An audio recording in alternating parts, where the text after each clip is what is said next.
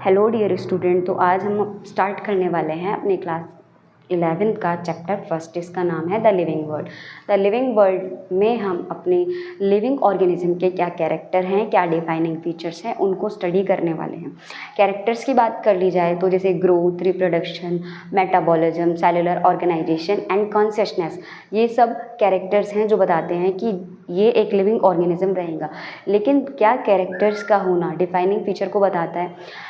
Characters जो एक living organism में हम देख सकते हैं कि ठीक है, ग्रोथ होना, रिप्रोडक्शन होना, सेलुलर ऑर्गेनाइजेशन, कॉन्शियसनेस, ये मेटाबॉलिज्म, ये सब क्या बता रहे हैं कि एक लिविंग ऑर्गेनिज्म है, कि वो लाइफ फॉर्म में। बट क्या ये डिफाइनिंग फीचर है? डिफाइनिंग फीचर वो होगा जो केवल और केवल हमें लिविंग ऑर्गेनिज्म में ही देखने के लिए मिलेगा। सबसे पहले हम बात करें तो ग्रोथ की, तो क्या सिर्फ ग्रोथ लिविंग ऑर्गेनिज्म में देखने के लिए मिलता है या सिर्फ हमें नॉन लिविंग में भी देखने के लिए मिलेगा?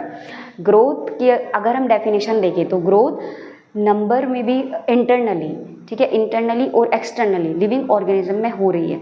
जैसे हम बात कर लें किसी एक न्यू बॉर्न बेबी जिसका अभी जन्म हुआ है, जब वो बहुत छोटा होगा, लेकिन धीरे धीरे जैसे जैसे उसकी एज बढ़ेगी तो उसका साइज़ भी बढ़ेगा, क्योंकि उसके अंदर सेल डिवीजन भी हो रहा है।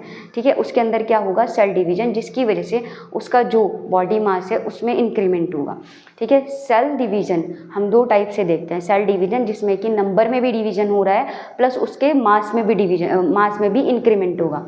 सेल अपना साइज़ भी बढ़ा रही है, प्लस अपने नंबर भी बढ़ा रही है। ठीक है, जब वो डिवाइड करेगी तो अपने नंबर को बढ़ाएगी, लेकिन वो अपना साइज़ भी बढ़ा रही है। बात कर ली जाए कि नॉन लिविंग ऑर्गेनिज्म में भी ग्रोथ होगी, तो यस, नॉन लिविंग ऑर्गेनिज्म में भी ग्रोथ, नॉन लिविंग में भी ग्रोथ होती है। जैसे हम बात कर ले किसी माउंटेन की, तो माउंटेन पर जब कोई मैटर आके एक्यूमुलेट हो जाता है या बर्फ़ उस पर पड़ने लगती है, तो इंटरनल ना सही बट उसका एक्सटर्नल मास तो ज़रूर बढ़ता है, इसलिए ग्रोथ एक डिफाइनिंग फीचर नहीं है। अब सेकंड हम बात कर ले रिप्रोडक्शन की, तो क्या रिप्रोडक्शन एक डिफाइनिंग फीचर है या नहीं है? रिप्रोडक्शन की अगर बात करें तो हम रिप्रोडक्शन दो टाइप से पढ़ते हैं, जैसे asexual reproduction plus sexual reproduction. Sexual reproduction जो है एंजियोस्पर्म यानी हायर ऑर्गेनिज्म, हायर लेवल के प्लांट्स और जो एनिमल्स है हायर लेवल के, उनमें हमें देखने के लिए मिलता है। बाकी जो ऑर्गेनिज्म है उनमें हम असेक्सुअल रिप्रोडक्शन भी देखते हैं। लाइक अमीबा में देख लीजिए, उसमें बाइनरी फिजन, प्लाज्मोडियम में मल्टीपल फिजन, ठीक है, अदर फ्रेगमेंटेशन, रीजनरेशन, प्लेनेरिया में हम बात कर लें, हाइड्रा में बर्डिंग के थ्रू। तो रिप्रोडक्शन भी कई टाइप से हो रहा है। दूसरा, रिप्रोडक्शन डिफाइनिंग फीचर नहीं है, क्योंकि जब हम बात करते हैं किसी ऐसे ऑर्गेनिज्म की, जैसे कि हम बात कर ले मेल डोंकी और फीमेल हॉर्स, ठीक है, इनसे एक म्यूल का प्रोडक्शन होता है, बट वो म्यूल उस आगे फर्टाइल नहीं होता, जो कि क्या बताता है कि हर एक लिविंग ऑर्गेनिज्म में ये कैरेक्टर या डिफाइनिंग फीचर होना चाहिए, बट म्यूल रिप्रोड्यूस नहीं कर सकता। अगर हमें दूसरा म्यूल प्रोड्यूस करना है तो मेल डोंकी और फीमेल हॉर्स को लेना पड़ेगा, अदरवाइज म्यूल इनफर्टाइल है, वो खुद से प्रोडक्शन करके एक दूसरे म्यूल का प्रोडक्शन नहीं कर सकता। तो ये भी एक नॉन डिफाइनिंग फीचर है। डिफाइनिंग फीचर वही होगा जिसमें क्या होना चाहिए कि यस, ये प्रोसेस हर लिविंग ऑर्गेनिज्म में होना चाहिए। तो यहाँ पे ये थ्योरी बताती है कि रिप्रोडक्शन डिफाइनिंग फीचर में नहीं रखा जाता। जैसे वर्कर बी, हनी बी में भी अगर हम बात कर लें तो हनी बी में जो वर्कर बी होंगी उनमें भी रिप्रोडक्शन नहीं होता, वहाँ रिप्रोडक्शन सिर्फ और सिर्फ क्वीन बी करती है। ठीक है, थर्ड हम बात कर लें तो मेटाबॉलिज्म। मेटाबॉलिज्म एक ऐसा प्रोसेस है जो सभी लिविंग ऑर्गेनिज्म में देखने के लिए मिलेगा, चाहे सिंगल सेलुलर ऑर्गेनिज्म हो, चाहे मल्टीपल कॉम्प्लेक्स ऑर्गेनिज्म हो।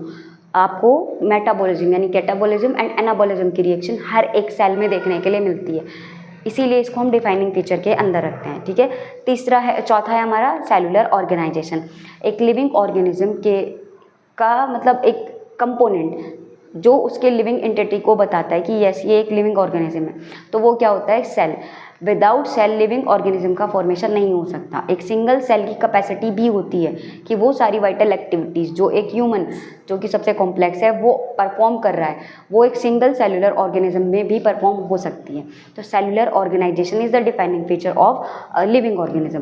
फिफ्थ हम बात कर ले तो कॉन्शियसनेस। कॉन्शियसनेस का मतलब है कि जब एक ऑर्गेनिज्म अपने सराउंडिंग के इन्वायरमेंट को क्या करे, उसको स्टिमुलेशन को रिसीव करे और उसको रिस्पॉन्ड करे। इसको हम कहते हैं कॉन्शियसनेस।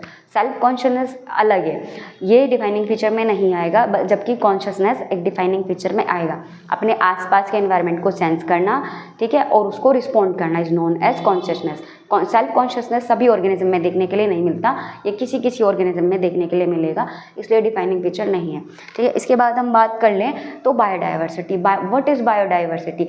हमारी अर्थ पर मल्टीपल कह लीजिए या बहुत इस टाइप के वैराइटीज़ ऑफ स्पीशीज़ हैं, इस बहुत टाइप की वैरायटी ऑफ स्पीशीज़ हमें देखने के लिए मिलती है, जिसको हम बायोडाइवर्सिटी बोलते हैं। बायो मतलब लिविंग, डाइवर्सिटी मतलब फॉर्म्स, डिफरेंट फॉर्म, चाहे प्लांट की बात ले लीजिए, चाहे एनिमल्स की, इवन माइक्रो ऑर्गेनिज्म भी, यहाँ पर हमें डिफरेंट स्पीशीज़ देखने के लिए मिलती है, जिसको हम बायोडाइवर्सिटी कहते हैं। 1.7 to 1.8 मिलियन स्पीशीज़ हमें देखने के लिए मिलती है, जो कि अभी तक नोन है, ठीक है। अभी बहुत ऐसी स्पीशीज़ है जिसको हम डिस्कवर नहीं कर पाए हैं, जिनको अभी आइडेंटिफाई करना बाकी है। तो देख लीजिए इतनी डाइवर्सिटी हमारी अर्थ पर है। नोमेनक्लेचर का मीनिंग क्या होता है? नोमेनक्लेचर यानी कि किसी ऑर्गेनिज्म को एक स्टैंडर्डाइज नेमिंग कर देना, ठीक है, ताकि पूरे यूनिवर्स में हम कहीं भी चले जाएं, उसको उस ऑर्गेनिज्म को एक पर्टिकुलर नाम दे दिया जाता है, इसी को बोलते हैं नोमेनक्लेचर। नेक्स्ट हम बात करें आइडेंटिफिकेशन। नोमेनक्लेचर के लिए ज़रूरी होता है कि हम उस ऑर्गेनिज्म के कुछ कैरेक्टर्स को देखें, उनको आइडेंटिफाई करें, ताकि हम उसका नोमेनक्लेचर कर सकें। तो देख लीजिए, nomenclature standardise the naming of living organism such that a particular organism is known by the name all over the world. यानी कि नोमेनक्लेचर में हम उस ऑर्गेनिज्म को वर्ल्ड में कहीं भी चले जाए उसको उसी नाम से जानेंगे। जैसे कि एक स्टूडेंट का नाम सोनू है, तो वर्ल्ड में आप कहीं भी चले जाइए उसको सोनू के नाम से ही जाना जाएगा, ठीक है। आइडेंटिफिकेशन, नोमेनक्लेचर और naming is only possible when the organism is describe correctly and we know to what organism is name is attached to. यानी कि नोमेनक्लेचर करने के लिए हमें आइडेंटिफाई करना ज़रूरी है उस ऑर्गेनिज्म को, कि हम कौन सा टाइप का उसका नोमेनक्लेचर करेंगे, कहाँ उसको क्लासीफाई करेंगे। उसके लिए हमें पहले उसके कैरेक्टर्स पता होने चाहिए और उसका आइडेंटिफिकेशन करना ज़रूरी है।